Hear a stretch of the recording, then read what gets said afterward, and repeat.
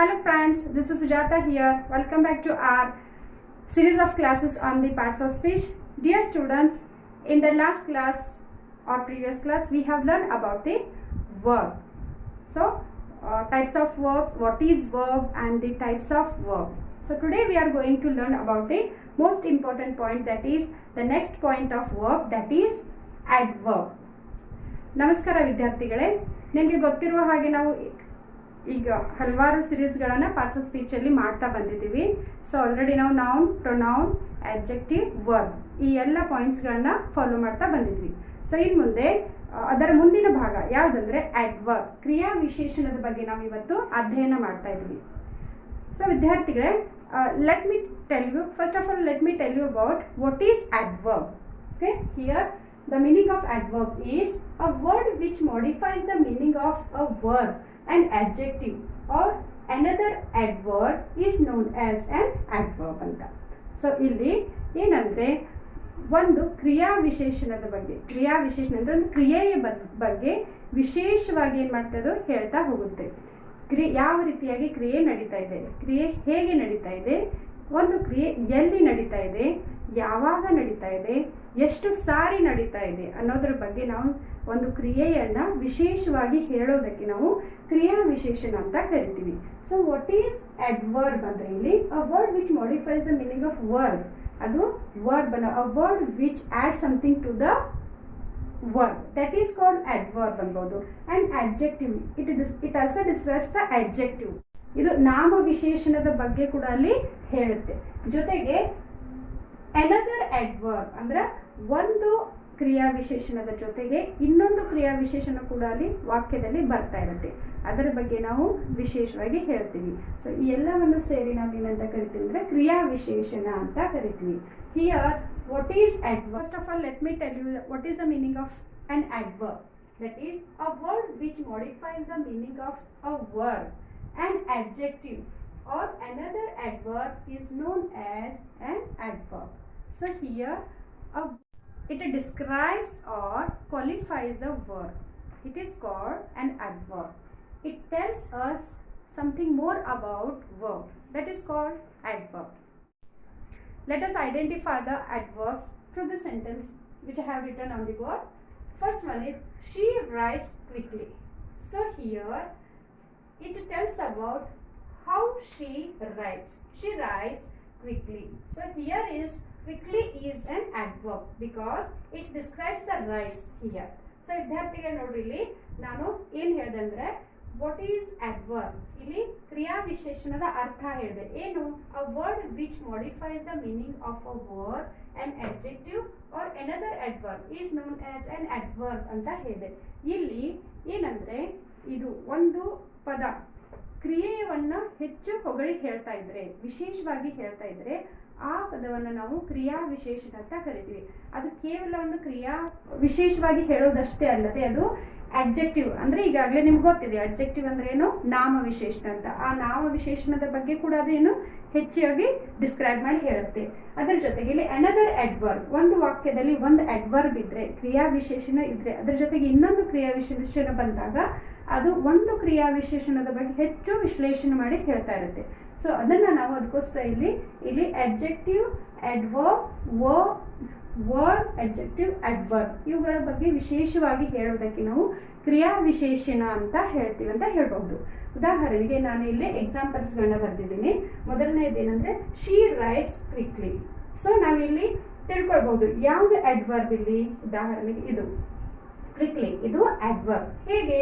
She writes quickly. So ಅವಳು ಹೇಗೆ ಬರಿತಾ ಇದ್ದಾಳೆ, ಅವಳು ಯಾವ ರೀತಿ ಬರಿತಾ ಇದ್ದಾರೆ, ಶಿ ರೈಟ್ಸ್ ಕ್ವಿಕ್ಲಿ. ಸೊ ಬೇಗ ಬೇಗ ಬರೀತಾ ಇದ್ದಾಳೆ ಅಂತ ಅರ್ಥ. ಶಿ ರೈಟ್ಸ್ ಬರೀತಾಳೆ, ಶಿ ರೈಟ್ಸ್ ಕ್ವಿಕ್ಲಿ, ಬೇಗ ಬರೀತಾಳೆ ಅಂತ. So quickly it is adverb ಇಲ್ಲಿ. ನಂತರ ಸೊ ಇಲ್ಲಿ ನೆಕ್ಸ್ಟ್ ಸೆಂಟೆನ್ಸ್ ನೋಡ್ಬೋದು ನಾವು, Rama runs very fast. So ಇಲ್ಲಿ ರಾಮ ಹೇಗೆ ಓಡ್ತಾನೆ, ಜೋರಾಗಿ ಓಡ್ತಾನೆ. ಸೊ ಅವ್ನು ಹೇಗೆ ಓಡ್ತಾನೆ ಅಂತ ಬಗ್ಗೆ ಹೇಳ್ತಾ ಇದೆ. ಆದ್ರೆ ಇಲ್ಲಿ ನಾವು ಅಡ್ವರ್ಬ್ಸ್ ಗಳನ್ನ ನೋಡ್ಬೋದು. ಇಲ್ಲಿ ಏನ್ ಮಾಡುತ್ತೆ, ಒಂದು ಅಡ್ವರ್ಬ್ ಒಂದು ವರ್ಬ್ ಬಗ್ಗೆ ಹೊಗಳುತ್ತೆ, ಅಡ್ಜೆಕ್ಟಿವ್ ಬಗ್ಗೆ ಹೊಗಳುತ್ತೆ, ಜೊತೆಗೆ ಅಡ್ವರ್ಬ್, ಎನದರ್ ಅಡ್ವರ್ಬ್ ಇನ್ನೊಂದು ಅಡ್ವರ್ಬ್ ಬಗ್ಗೆ. ಅಂದ್ರೆ ಇಲ್ಲಿ ವೆರಿ ಆಲ್ರೆಡಿ ಒಂದು ಅಡ್ವರ್ಬ್ ಇದೆ. ಸೊ ಇದು ವೆರಿ ಫಾಸ್ಟ್. ಇದೇನ್ ಮಾಡ್ತಾ ಇದೆ, ಇನ್ನೂ ಹೆಚ್ಚು ಜೋರಾಗಿ, ಬಹಳ ಜೋರಾಗಿ. ಬಹಳ ಅನ್ನೋದನ್ನೇ ಒಂದು ಅಡ್ವರ್ಬ್ ಇಲ್ಲಿ. ಸೊ ಇಲ್ಲಿ ನಾವು ಎರಡು ಅಡ್ವರ್ಬ್ಗಳನ್ನ ಕಾಣ್ಬೋದು ಒಂದು ವಾಕ್ಯದಲ್ಲಿ. ಆ ರೀತಿಯಾಗಿ Rama runs very fast. So ಇದು ಕೂಡ ಅಡ್ವರ್ಬ್ ಆಗುತ್ತೆ. ಸೊ ಇದು ಕೂಡ ಒಂದು ಅಡ್ವರ್ಬ್ ಆಗುತ್ತೆ. ಇಲ್ಲಿ ನಾವು Rama runs very fast. So ಇವೇನು, ಇದು ಅಡ್ವರ್ಬ್ ಆಗಿದ್ದೇವೆ ಅಂತ ಹೇಳ್ಬೋದು ನಾವು. ಮುಂದೆ this is very sweet mango. So this is very sweet mango. ಇಲ್ಲಿ ವೆರಿ ಅನ್ನೋದೇನಿದು ಅಡ್ವರ್ಬ್ ಇದೆ. ಸೊ ಇಲ್ಲಿ ಸ್ವೀಟ್ ಅನ್ನೋದು ಅಡ್ಜೆಕ್ಟಿವ್. ಈ ಅಡ್ವರ್ಬ್ ಏನ್ ಮಾಡ್ತಾ ಇದೆ, ಅಡ್ಜೆಕ್ಟಿವ್ ಬಗ್ಗೆ ಹೊಗಳಿ ಹೇಳ್ತಾ ಇದೆ. ಅಂದ್ರೆ sweet mango it is adjective. Sweet ಅನ್ನೋದೊಂದು ಅಡ್ಜೆಕ್ಟಿವ್ ಇದು. ಸೊ ಅಡ್ಜೆಕ್ಟಿವ್ ಅನ್ನ ಇದು ವೆರಿ ಅನ್ನೋ ಅಡ್ವರ್ಬ್ ಹೊಗಳಿ ಹೇಳ್ತಾ ಇದೆ ಅನ್ಬಹುದು. ಇನ್ನು ಮುಂದೆ Manoj work very hard. So ಹೇಗೆ ಕೆಲಸ ಮಾಡ್ತಾ ಇದ್ದಾನೆ, ವೆರಿ ಹಾರ್ಡ್. ಸೊ ಇಲ್ಲಿ ಕ್ರಿಯೆಯನ್ನ ಇನ್ನೂ ಹೆಚ್ಚಾಗಿ ಹೊಗಳಿ ಹೇಳ್ತಾ ಇದೆ. So work it is verb, ಇದು ವರ್ಬ್ ಇದೆ. ಹೆಂಗೆ ಯಾವ್ದು ಕೆಲಸ ಮಾಡ್ತಾ ಇದ್ದಾನೆ, ಈ ವರ್ಕ್ ವೆರಿ ಹಾರ್ಡ್ ಅನ್ನು ಹೇಗೆ ಕೆಲಸ ಮಾಡ್ತಾ, work very hard to complete his assignment. To complete his assignment. ಇಲ್ಲಿ Manoj work very hard to complete his assignment. So ಇಲ್ಲಿ ವೆರಿ ಅನ್ನೋದು ಒಂದು ಅಡ್ವರ್ಬ್. ಇಲ್ಲಿ ವೆರಿ ಅನ್ನೋದು ಒಂದು ಅಡ್ವರ್ಬ್. ಸೊ ಹಾರ್ಡ್ ಅನ್ನೋದು ಕೂಡ ಒಂದು ಅಡ್ವರ್ಬ್. ಸೊ ಇಲ್ಲಿ ಒಂದು ಅಡ್ವರ್ಬ್ ಅನ್ನ ಇನ್ನೊಂದು ಅಡ್ವರ್ಬ್ ಏನ್ ಮಾಡ್ತಾ ಇದೆ, ಹೊಗಳಿ ಹೇಳ್ತಾ ಇದೆ ಅಂತ ಹೇಳ್ಬಹುದು. ಇನ್ನು ಮುಂದೆ ಇನ್ನೊಂದು, ಇಲ್ಲಿ the bouquet looks so beautiful. The bouquet looks so beautiful. ಇಲ್ಲಿ ಬ್ಯೂಟಿಫುಲ್ ಅನ್ನೋದೇನಿದು ಅಡ್ಜೆಕ್ಟಿವ್. ಸೋ ಅನ್ನೋದು ಇಲ್ಲಿ ಅಡ್ವರ್ಬ್ ಆಗುತ್ತೆ.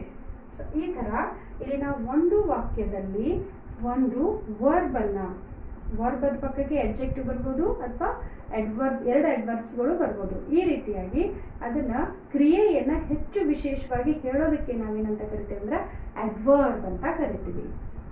Let us understand through some more examples. ಇಲ್ಲಿ ಇನ್ನೊಂದಿಷ್ಟು ಕೆಲವು ಎಕ್ಸಾಂಪಲ್ಸ್ ಗಳನ್ನ ಬರೆದಿದ್ದೀನಿ ನಾನು.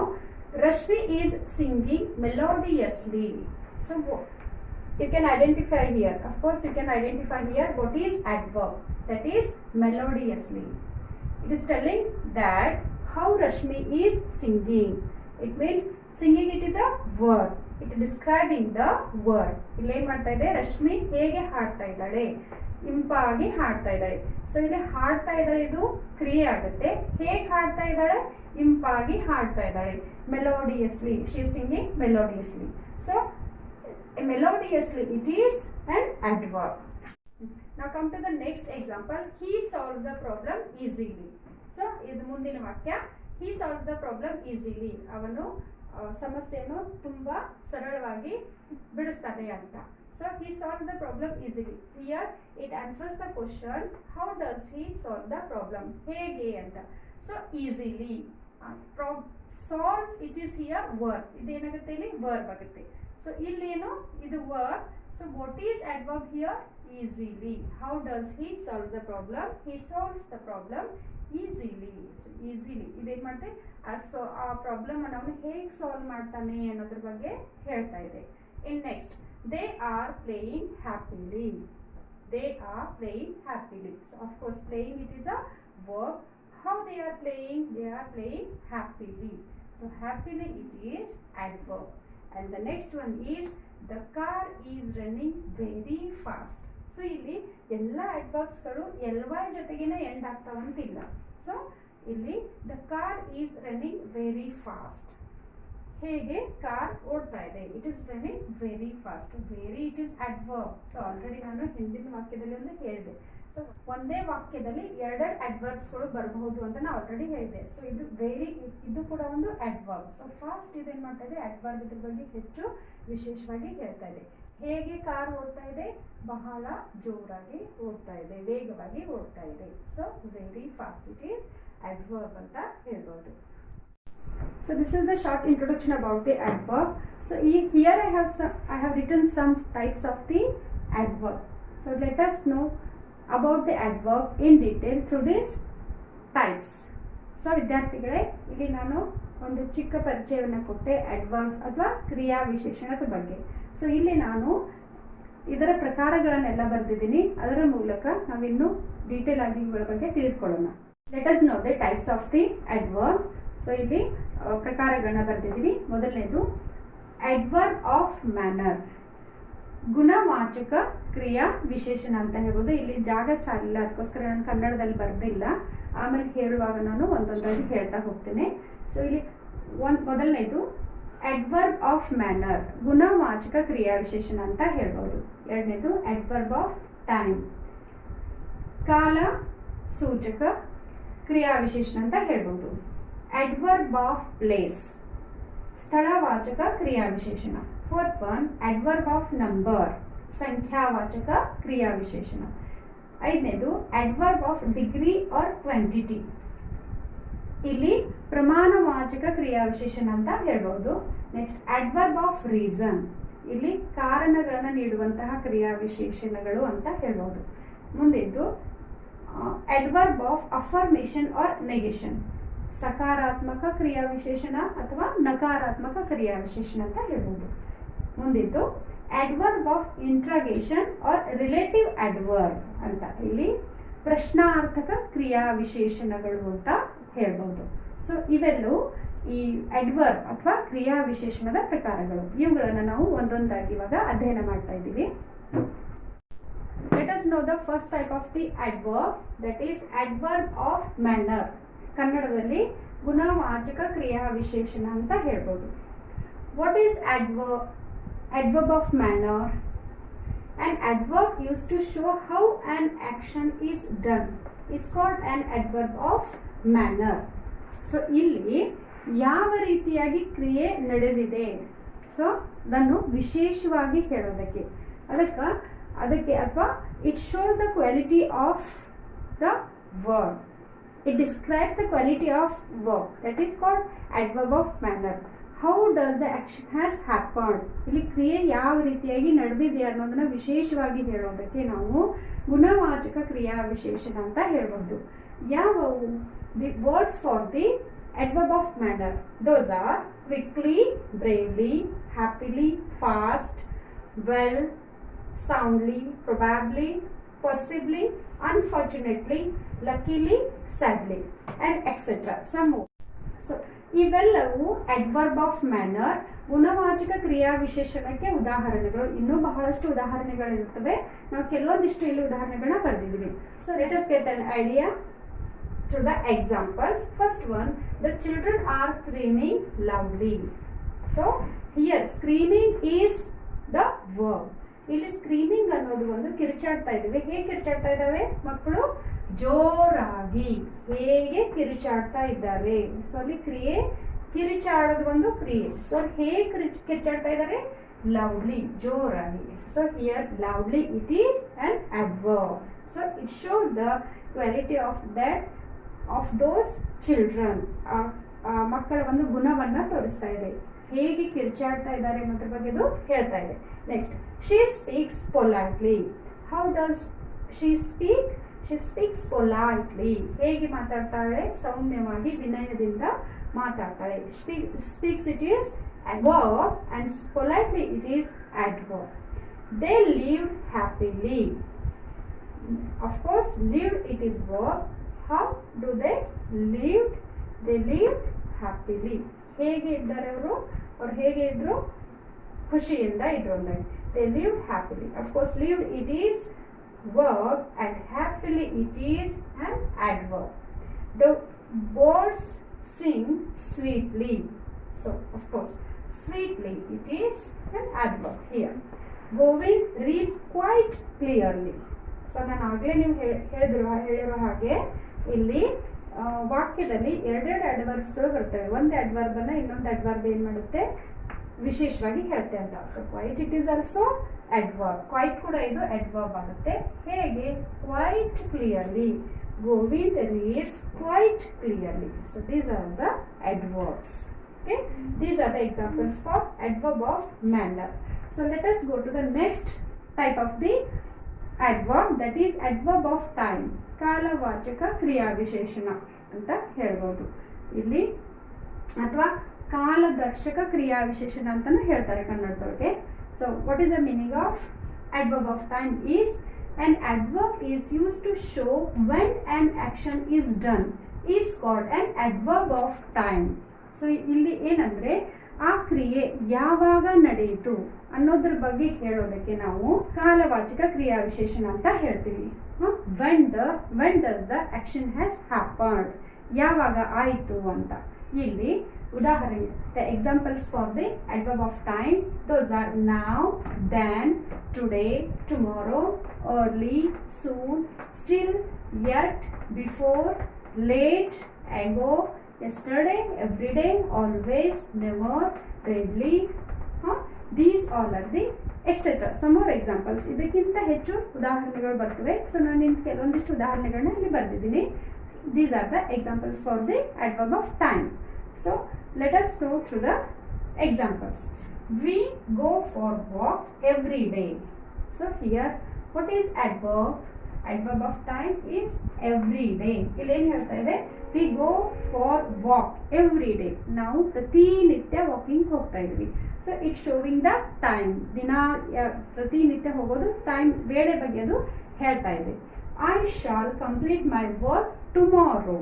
ಸೊ ನಾಳೆ ನಾನು ನನ್ನ ವರ್ಕನ್ನು ಮುಗಿಸ್ಬೋದು, ಕೆಲಸವನ್ನು ಮುಗಿಸ್ಬೋದು ಅಂತ. ಸೊ ನಾಳೆ ಬಗ್ಗೆ ಅದು ಹೇಳ್ತಾ ಇದೆ. That is tomorrow is adverb. Here my father is not at home now. ಈಗ ಸದ್ಯಕ್ಕೆ ನಮ್ಮ ತಂದೆ ಮನೆಯಲ್ಲಿ ಇಲ್ಲ ಅಂತ ಅರ್ಥ. So now it is the adverb in this sentence. Now he will come here soon. ಅವನು ಆದಷ್ಟು ಬೇಗ ಇಲ್ಲಿ ಬರಬಹುದು ಅಂತ. So soon it is an adverb of time. ಅದು ವೇಳೆಯನ್ನ ಹೇಳ್ತಾ ಇದೆ. ಬೇಗನೆ, ಆದಷ್ಟು ಬೇಗನೆ ಬರಬಹುದು ಅಂತ. Next she came late yesterday. ನಿನ್ನೆ ಅವಳು ಏನು ತಡವಾಗಿ ಬಂದಳು ಅಂತ. So yesterday it is an adverb. So these all examples shows when action has happened. So ಇಲ್ಲಿ ಯಾವಾಗ ಈ ಕಾರ್ಯ ನಡೆಯಿತು, ಕ್ರಿಯೆ ನಡೆಯಿತು ಅನ್ನೋದ್ರ ಬಗ್ಗೆ ಹೇಳೋದಕ್ಕೆ ನಾವೇನು ಮಾಡ್ತೀವಿ, ಈ ಎಲ್ಲ ಪದಗಳನ್ನ ಉಪಯೋಗಿಸ್ತೀವಿ. ಅವುಗಳಿಗೆ ನಾವು adverb ಅಥವಾ ಕ್ರಿಯಾ ವಿಶೇಷಣ ಅಂತ ಕರಿತೀವಿ. Let us move on to the next point of the adverb, that is adverb of place. ಕನ್ನಡದಲ್ಲಿ ಸ್ಥಳವಾಚಕ ಕ್ರಿಯಾ ವಿಶೇಷಣ ಅಂತ ಹೇಳ್ಬೋದು. What is adverb of place? It is an adverb used to show where an action is happened. So ಇಲ್ಲಿ ಈ ಸ್ಥಳವಾಚಕ ಕ್ರಿಯಾ ವಿಶೇಷಣ ಏನ್ ಹೇಳುತ್ತೆ ಅಂದ್ರೆ ಎಲ್ಲಿ ಈ ಕ್ರಿಯೆ ನಡೆದಿದೆ ಅಂತ. where an action is happened, ಎಲ್ಲಿ ಆ ಕ್ರಿಯೆ ನಡೆದಿದೆ ಅನ್ನೋದ್ರ ಬಗ್ಗೆ ಹೇಳುತ್ತೆ. ಉದಾಹರಣೆಗೆ the words are used for adverb of place are here, there, up, below, down, near, away, out, in, everywhere, backward, within, beside. Some more. So ಇಲ್ಲಿ ನಾವು ಈ ಎಲ್ಲ ಪದಗಳನ್ನು ಎಲ್ಲಿ ಕ್ರಿಯೆ ನಡೆದಿದೆ ಅಂತ ಹೇಳೋದಕ್ಕೆ ನಾವು ಉಪಯೋಗಿಸ್ತೀವಿ. ಉದಾಹರಣೆಗೆ we have written here some examples. So I went there. So what is adverb here? Of course we can identify here. There it is an adverb for place. ಎಲ್ಲಿ ನಡೆದಿದೆ, ಅಲ್ಲಿ. ಸೊ ಐ ವೆಂಟ್ ದೇರ್, ಅಲ್ಲಿ ಹೋದೆ, ಎಲ್ಲಿ ಸ್ಥಳದ ಬಗ್ಗೆ ಅದು ಹೇಳ್ತಾ ಇದೆ. ದೇರ್ ಅಲ್ಲಿ ಅಂತ. She stood near the gate, ಅವಳು ಎಲ್ಲಿ ನಿಂತಿದ್ದಾಳೆ, she stood near the gate. So near, gate ಹತ್ರ ಅಂತ. Next you sit down please. So what is adverb here? You sit down. Of course sit it is verb. So down it is adverb. So because it is showing the place, ಸ್ಥಳದ ಬಗ್ಗೆ ಅದು ಹೇಳ್ತಾ ಇದೆ. ಎಲ್ಲಿ, sit down. down ಅಂದ್ರೆ adverb ಅಂತ. Next point, we can't find him anywhere. So anywhere I have underlined here. Anywhere it is an adverb of place.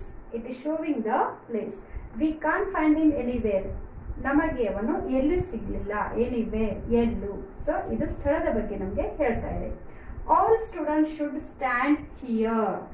Of course, what is adverb here? You can identify. Here it is an adverb of place. So all students should stand here. ಎಲ್ಲ ವಿದ್ಯಾರ್ಥಿಗಳಿಗೆ ನಿಂತ್ಕೊಳ್ಬೇಕು ಇಲ್ಲಿ. So here, ಇಲ್ಲಿ ಅನ್ನೋದು ಇಲ್ಲಿದು ಸ್ಥಳವಾಚಕ ಕ್ರಿಯಾ ವಿಶೇಷಣ ಅಥವಾ adverb of place ಅಂತ ಹೇಳ್ಬೋದು. So this is about the adverb of place. So let us move on to the next point of that is adverb of number. ಸಂಖ್ಯಾವಾಚಕ ಕ್ರಿಯಾ ವಿಶೇಷಣ ಅಂತ ಹೇಳ್ಬೋದು. what is adverb of number? An adverb used to show how often action is happened. So ಇಲ್ಲಿ ಕ್ರಿಯೆ ಎಷ್ಟು ಸಾರಿ ನಡೆಯಿತು ಅನ್ನೋದ್ರ ಬಗ್ಗೆ ಏನ್ ಮಾಡ್ತಿದ್ದು ಹೇಳ್ತಿದ್ದೆ. ಅದನ್ನೇ ನಾವೇನಂತ ಕರಿತೀವಿ, ಸಂಖ್ಯಾವಾಚಕ ಕ್ರಿಯೆ ವಿಶೇಷಣ, adverb of number ಅಂತ ಕರಿತೀವಿ. How many times action has happened? ಎಷ್ಟು ಸಾರಿ ಆ ಕ್ರಿಯೆ ನಡೆದಿದೆ ಅನ್ನೋದ್ರ ಬಗ್ಗೆ ಅದು ಹೇಳುತ್ತೆ. The examples for the adverb of numbers are once, twice, often, never, thrice, always, again, sometime, seldom, continually, usually. These are the examples for adverb of numbers. ಸಂಖ್ಯಾವಾಚಕ ಕ್ರಿಯಾವಿಶೇಷಣಕ್ಕೆ ಉದಾಹರಣೆಗಳನ್ನ ಹೇಳ್ಬೋದು. ಇನ್ನೂ ಬಹಳಷ್ಟು ಇರುತ್ತೆ, ನಾನು ಕೆಲವೊಂದಷ್ಟು ಇಲ್ಲಿ ಬರ್ದಿದ್ದೀನಿ. So let us know through the sentences. ಇಲ್ಲಿ ಕೆಲವೊಂದಿಷ್ಟು ಉದಾಹರಣೆಗಳನ್ನ ನಾನು ಬರ್ದಿದ್ದೀನಿ. ಸೊ ನೀವು ಐಡೆಂಟಿಫೈ ಮಾಡಬಹುದು. ಹೇಗೆ? I have told you twice about my future plan. So already ನಾನು ಈ ವಾಕ್ಯದಲ್ಲಿ ಒಂದು ಅಂಡರ್ಲೈನ್ ಮಾಡಿದ್ದೀನಿ. ಏನು? I have told you twice about my future plan. Twice ಇದೇನಿದು? ಇಲ್ಲಿ ಉದಾಹರಣೆಗಳು ಬರ್ತದ ಹಾಗೆ ಇಲ್ಲಿ ಟ್ವೈಸ್ ಅನ್ನೋದೇನಿದು adverb of number ಅಂತ ಹೇಳ್ಬೋದು. ಎಷ್ಟು ಸಾರಿ ಅಂದ್ರೆ 2 ಸಾರಿ. ನಾನು ನನ್ನ ಫ್ಯೂಚರ್ ಪ್ಲಾನ್ ಬಗ್ಗೆ ನಾನು 2 ಸಾರಿ ಹೇಳಿದ್ದೆ ಅಂತ ಹೇಳೋದೇನಿದು ಕ್ರಿಯೆ. ಸೊ ಎಷ್ಟು ಸಾರಿ ಹೇಳಿದೆ ಅನ್ನೋದು ಕ್ರಿಯಾ ವಿಶೇಷಣ ಅಂತ. Next, they talk to each other again. ಮತ್ತೆ ಅವರಿಬ್ರು ಮಾತಾಡಿದ್ದಾರೆ. They talk to each other. So of course ನೀವು ಐಡೆಂಟಿಫೈ ಮಾಡ್ಬೋದು ಇವಾಗ adverb ಯಾವುದು ಅಂತ. So that is again. Again ಅನ್ನೋದು ಮತ್ತೆ, ಅದು adverb ಆಗುತ್ತೆ. Next, they never go to film. Never. So ಯಾವಾಗ ಕೂಡ ಅವರ ಫಿಲ್ಮ್ಗೆ ಹೋಗಿಲ್ಲ ಅಂತ. ನೆವರ್. ಅಫ್ಕೋರ್ಸ್ ಇಲ್ಲಿ ಗೋ ಅನ್ನೋದು ಇಲ್ಲಿ ಬಂದಿದೆ. ಗೋ ಇದೇನಿದು ವರ್ಬ್ ಅಂತ. They never go to film. ಯಾವಾಗೂ ಕೂಡ ಅವರು ಹೋಗಿಲ್ಲ ಅಂದ್ರೆ ಆ ಕ್ರಿಯೆ ಆಗಿಲ್ಲ. Never go to film. Never, it is an adverb. Next one, he visited Agra thrice. ಎಷ್ಟು ಸಾರಿ ಅವರು ಆಗ್ರಾಗೆ ಭೇಟಿ ನೀಡಿದ್ರು? ಥ್ರೈಸ್, 3 ಸಾರಿ. ಸೊ ಭೇಟಿ ನೀಡೋದು ವಿಸಿಟೆಡ್, ಇಟ್ ಈಸ್ ವರ್ಬ್. ಇಲ್ಲಿ ವಿಸಿಟೆಡ್, ಭೇಟಿ ನೀಡೋದು ಒಂದು ಕ್ರಿಯೆ. ಎಷ್ಟು ಸಾರಿ ಅವರು ಭೇಟಿ ನೀಡಿದ್ರು? 3 ಸಾರಿ. ಸೊ ಇದು ಫ್ರೀಕ್ವೆನ್ಸಿ ಆಫ್ adverb ಅಂತ ಹೇಳುದು. Frequency, it is sowing the adverb of frequency. It's showing the adverb of frequency. Okay. Next one, Rajesh comes often to my house. Rajesh ಏನ್ ಮಾಡ್ತಾನೆ? ನಮ್ಮ ಮನೆಗೆ ಮೇಲಿಂದ ಮೇಲೆ ಬರ್ತಾನೆ ಅಂತ. Comes it is a verb. Often, so often it is an adverb. ಮೇಲಿಂದ ಮೇಲೆ ಎಷ್ಟು ಸಾರಿ ಬರ್ತಾನೆ, ಬರೋದು ಅನ್ನೋದು ಒಂದು ಕ್ರಿಯೆ. ಎಷ್ಟು ಸಾರಿ ಬರ್ತಾನೆ ಅಂತ ಹೇಳೋದು ಒಂದು ಕ್ರಿಯಾ ವಿಶೇಷಣ. So that's why often it is here an adverb. So these are the examples for adverb of numbers. ಈ ಎಲ್ಲ ಉದಾಹರಣೆಗಳು ಸಂಖ್ಯಾವಾಚಕ ಕ್ರಿಯಾ ವಿಶೇಷಣಕ್ಕೆ ಒಂದು ಉದಾಹರಣೆಗಳು ಅಂತ ನಾನು ಹೇಳಬಹುದು. Let us know the next type of the adverb, that is adverb of degree or adverb of quantity. You can say ಪ್ರಮಾಣವಾಚಕ ಕ್ರಿಯಾ ವಿಶೇಷಣ. ಕನ್ನಡದಲ್ಲಿ ನಾವು ಹೇಳಬಹುದು. ಏನು ಪ್ರಮಾಣವಾಚಕ ಕ್ರಿಯಾ ವಿಶೇಷಣ ಅಂದ್ರೆ ಏನು, ಅಥವಾ adverb of degree or quantity ಅಂದ್ರೆ ಏನು ಅಂತ. An adverb used to show how much or in what degree or what extent an action is done is known as adverb of degree. ಅಂದ್ರೆ ಇಲ್ಲಿ ಯಾವ ಪ್ರಮಾಣದಲ್ಲಿ ಆ ಕ್ರಿಯೆ ನಡೆದಿದೆ, ಯಾವ ತರಹ ಆ ಕ್ರಿಯೆ ನಡೆದಿದೆ ಅನ್ನೋದ್ರ ಬಗ್ಗೆ ಹೇಳೋದಕ್ಕೆ ನಾವು adverb of quantity ಅಂತ ಹೇಳ್ಬೋದು. Here are some words to example for adverb of degree. That is very, to, so, much, almost, enough, quite, any, partly. Let us know through the sentences. First one is I am feeling much better. So here is the much. It is adverb of degree. How much I am feeling better. ನನಗೆ ಎಷ್ಟು ಆರಾಮ ಅನಿಸ್ತಾ ಇದೆ ಅನ್ನೋದ್ರ ಬಗ್ಗೆ ನಾವು ಹೇಳೋದಕ್ಕೆ ನಾವೇನ್ ಮಾಡ್ತೀವಿ, ಈ adverb ಅನ್ನ ಉಪಯೋಗಿಸ್ತೀವಿ. Next, he is very great. So of course very it is an adverb. Great it is adjective. ಇಲ್ಲಿ adjective ಜೊತೆಗೆ ಇಲ್ಲಿ adverb ಉಪಯೋಗ ಆಗಿದೆ ನೋಡಿ. Okay. Next one, you are partly right. So can you identify what is adverb here? Of course that is partly. And next one is we have eaten enough. So what is the adverb here? Enough, it is adverb of degree or quantity. You can say this is the adverb of quantity also. We have eaten enough. ಸಾಕಾಗುವಷ್ಟು ನಾವು ತಿಂದಿದ್ದೀವಿ ಅಂತ ಅರ್ಥ. ಎಷ್ಟು ಪ್ರಮಾಣದಲ್ಲಿ ಇಲ್ಲಿ ಕ್ರಿಯೆ ನಡೆದಿದೆ ಅಥವಾ ಎಷ್ಟು ಪ್ರಮಾಣದಲ್ಲಿ ನಾವು ತಿಂದ್ವಿ. So eaten it is verb. ಎಷ್ಟು ಪ್ರಮಾಣದಲ್ಲಿ ನಾವು ತಿಂದ್ವಿ. enough ಸಾಕಾಗುವಷ್ಟು. So here enough it is an adverb. These are the examples for adverb of degree. And next come to the next one, that is adverb of reason. ಕಾರಣದ ಕ್ರಿಯಾ ವಿಶೇಷಣ ಅಂತ ಹೇಳ್ಬೋದು. It answers the question why. ಯಾಕೆ ಅನ್ನೋದ್ರ ಬಗ್ಗೆ ಇದು ಉತ್ತರವನ್ನ ಕೊಡುತ್ತೆ. Why this action has happened. ಯಾಕೆ ಈ ಕ್ರಿಯೆ ನಡೆಯಿತು ಅಂತ ಹೇಳುತ್ತೆ.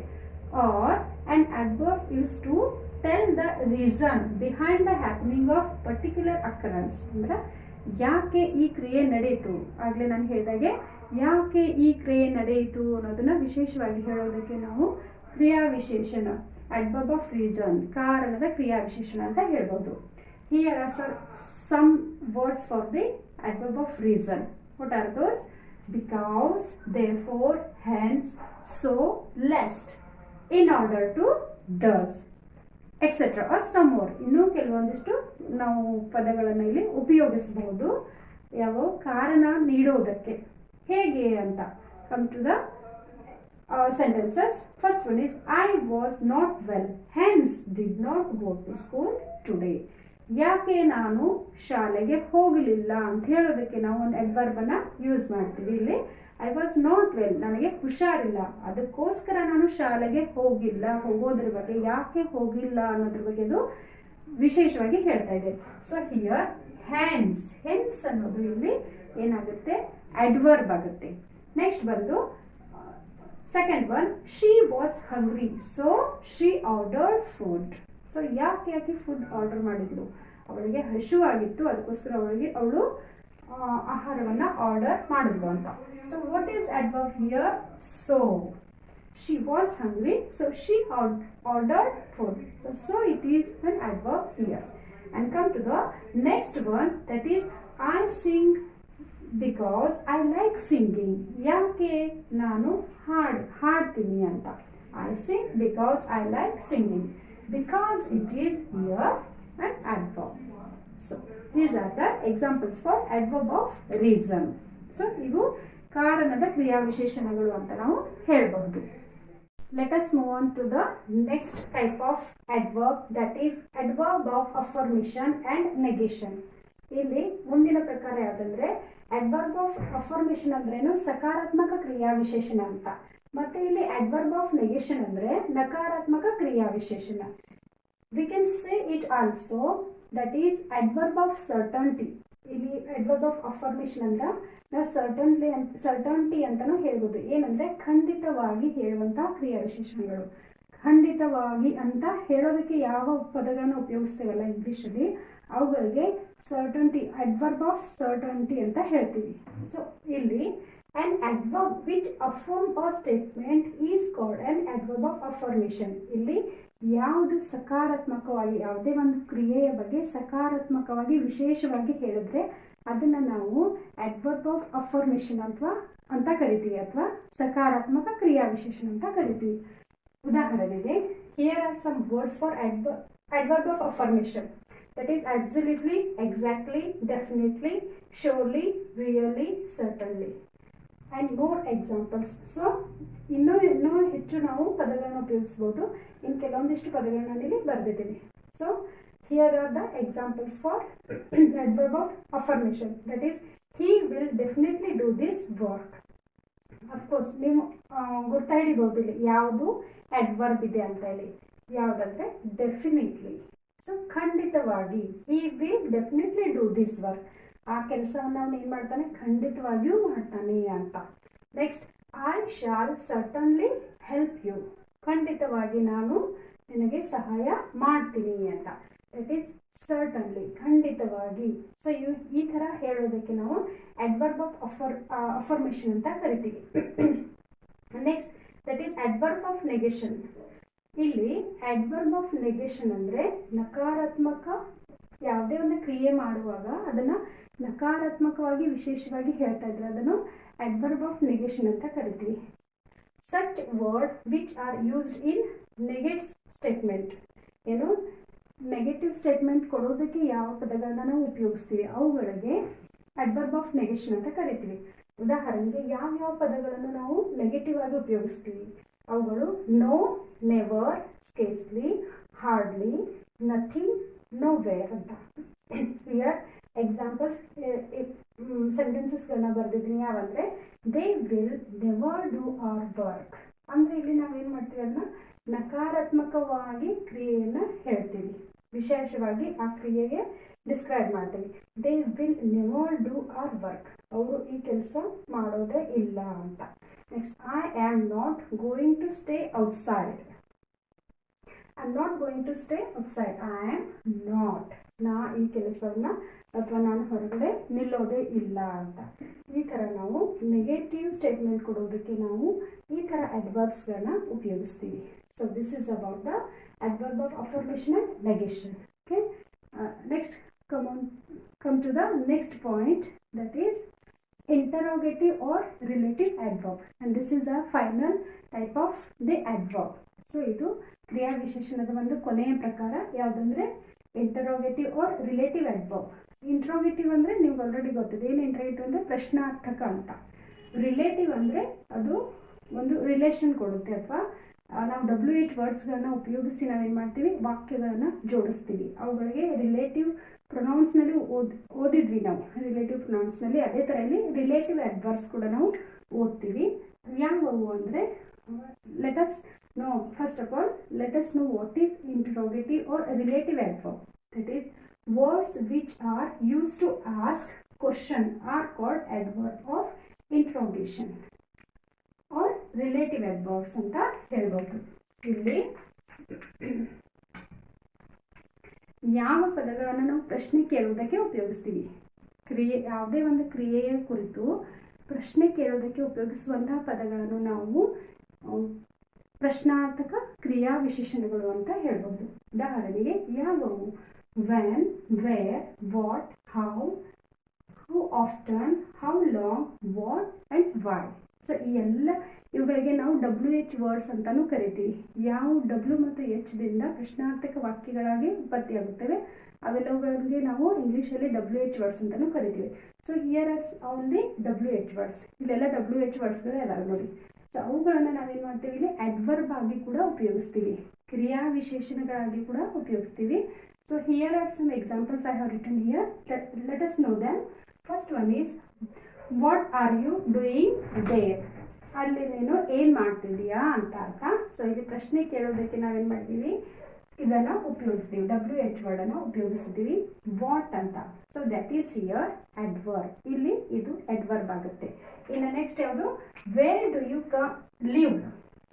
ವೇರ್ ಡು ಯು ಲಿವ್, ನೀನು ಎಲ್ಲಿ ಇರ್ತೀಯಾ ಅಂತ. So where, of course where it is here adverb. And come to the next sentence, that is when do you come. When, of course when it is here adverb. When, yavaga. So what are you doing there, ಅಲ್ಲಿ ಏನು ಮಾಡ್ತಾ ಇದೆಯಾ, ಏನು, ಎಲ್ಲಿ, ಯಾವಾಗ. So next one is how long will you stay. How long, ಎಷ್ಟು ಗಂಟೆವರೆಗೆ, ಎಷ್ಟು ವೇಳೆ ನೀನು ಅಲ್ಲಿರ್ತೀಯಾ ಅಂತ. ಸೊ ಎಷ್ಟು ವೇಳೆ, how long, it is also adverb. And the last sentence is I don't know why she went to Hyderabad. So of course why it is an adverb here. So these all are the examples for interrogative or relative adverb. Friends, this is all about the adverb. I hope you enjoyed this lesson. If you have any questions, please put in comment box. And it's my kind request, that is if you have not subscribed my channel yet, please subscribe it. It will help you to get my all previous videos to watch. Thank you.